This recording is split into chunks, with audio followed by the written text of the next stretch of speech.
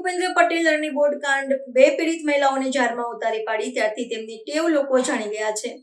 ત્યારે હવે આ સરકાર ગરીબ વિચારતી મુક્ત જાતિના લોકો સાથે અન્યાય કરવા બેઠી છે। ડિપ્લોમા અભ્યાસ માટે વિદ્યાર્થીઓને મળતી સ્કોલરશિપ બંધ કરાવ ઠરાવ કરી દીધો છે, જેથી વિદ્યાર્થીઓ હવે મુશ્કેલીમાં મુકાયા છે। ગુજરાત પ્રદેશ પ્રમુખ ઈસુદાન ગઢવીએ રાજ્ય સરકાર પર આકરા પ્રહારો કર્યા છે અને 15 ઓગસ્ટ 2025 પહેલા નિર્ણય રદ કરવાની માંગ કરી છે, નહીં તો તેઓએ વિદ્યાર્થીઓને સાથે રાખીને આંદોલન કરવાની ચીમકી આપી છે।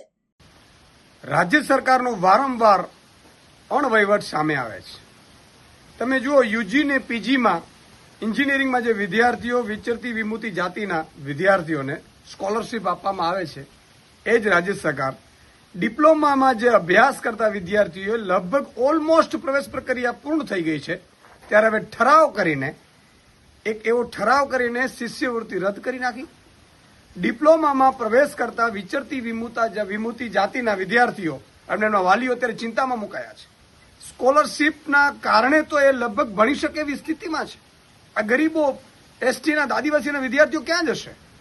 એ વિદ્યાર્થીઓ જ્યારે પ્રવેશ પ્રક્રિયા ઓલમોસ્ટ પૂર્ણ થઈ ગઈ છે ડિપ્લોમામાં, ત્યારે રાજ્ય સરકાર પોતાની બુદ્ધિનું પ્રદર્શન કરતી હોય એમ ઠરાવ કરી અને આ જે શિષ્યવૃત્તિ મળે છે ડિપ્લોમામાં એને રદ કરવાનો ઠરાવ કર્યો છે।